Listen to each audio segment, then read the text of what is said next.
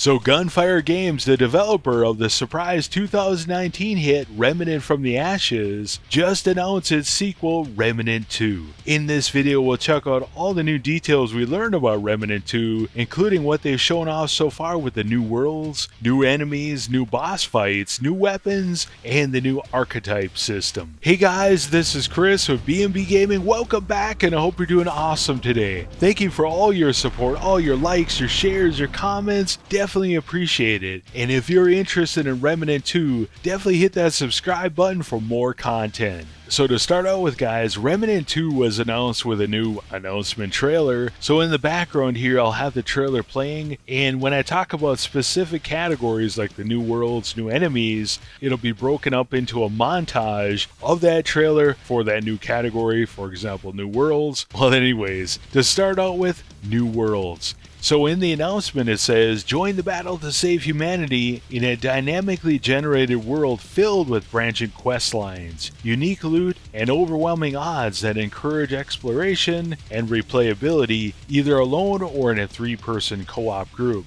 Each new playthrough puts players in a procedurally generated world that pulls together different locations, enemies, NPCs, bosses, and weapons to give each run a unique feel. In another post it says, play solo or co-op with up to 2 friends as you explore terrifying new worlds and take on deadly creatures and godlike bosses. So as we look at this, we can see in the background what they showed off for the new worlds. I think one of the new worlds looks like Rom from the original game, and then it looks like there's some kind of industrial type world, and then it looks like it's maybe a root type world, so maybe the root home world or something like that. And as far as its description goes, I think what they're making clear here is that just like the original game, they're focusing on making it procedurally generated in order to increase its replayability. And one thing that could potentially even improve this even more is that Remnant 2 is only announced for PS5, Xbox Series X and S, and PC.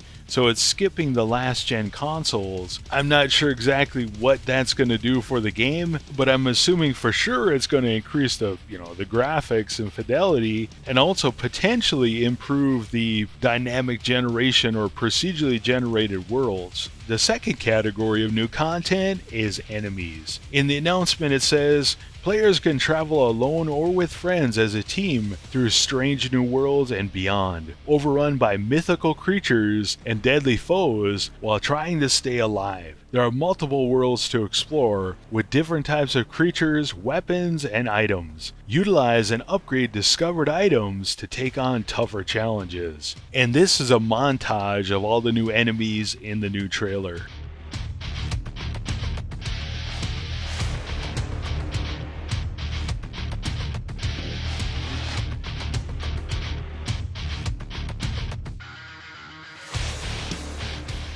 Category 3, new bosses. One interesting thing they announced regarding bosses is it says bosses will bring high-level players to team up to overcome the challenge and try to attain the biggest rewards. So my question as a seasoned Remnant player is, are we going to have to play co-op against these bosses, or can we still play solo, or are they just referring to higher difficulties here? Category number 4 of new content, new weapons. In the announcement they say, select gear and weapons suited to each biome or world before encountering fearsome foes and testing your skills in ranged and melee combat. As far as the new weapons they showed off in the trailer, first we have the bow,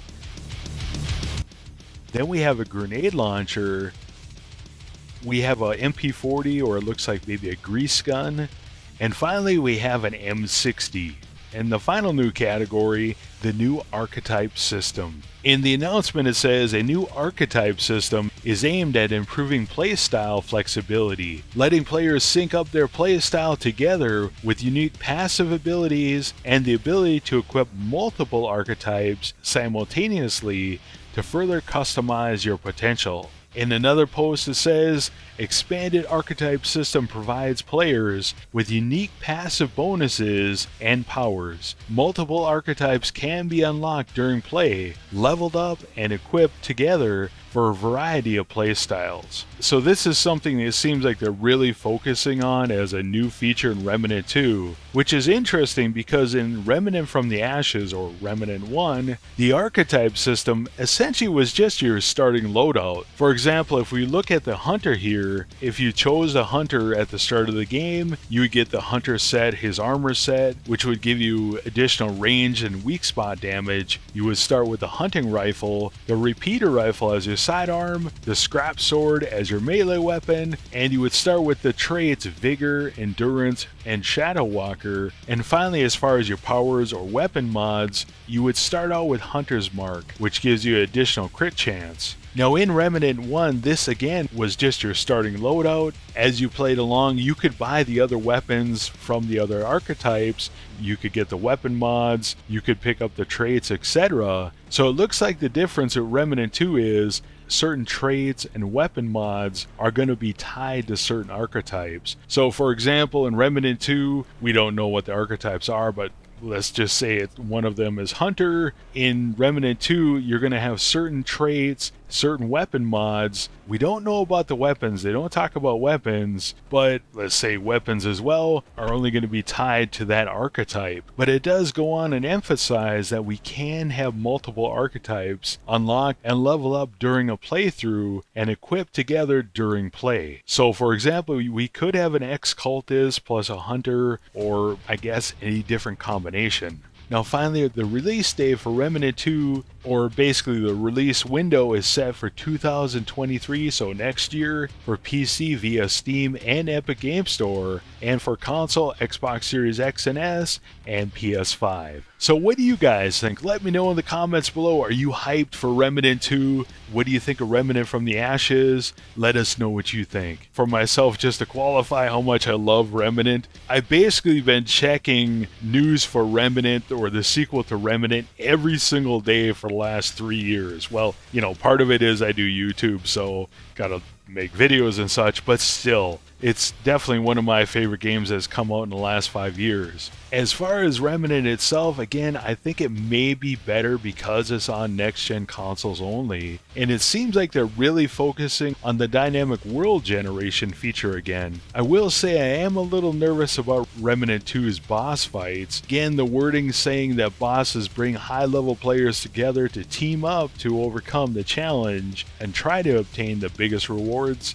As I think back to Remnant from the Ashes, my best memories are playing with my buddy Squeaks and just almost pulling out our hair trying to beat different bosses, and then finally beating them. It was so rewarding finally beating them and getting the weapons. One thing they really did well with Remnant from the Ashes was they made all the loot meaningful. So when you got a new gun, it generally was either good or great. So it always made it exciting and fun and rewarding. But, you know, as I say that, I still want the option to be able to play this game entirely solo. Finally, as far as the Archetype system goes, I'm curious exactly how that's going to work. To me, it makes sense that they did this, because what are they going to do? Are they going to take all the weapon mods, all the armors, all the different weapons, all the different content from Remnant from the Ashes and just scrap it and just completely start over? Or are they going to create this archetype system so, you know, you have some of that in Remnant 2, but it's kind of, you know, sectioned off in different areas? It seems that's one of the reasons they did the archetype system. How it will affect gameplay and customization and leveling up, I'm excited to find out.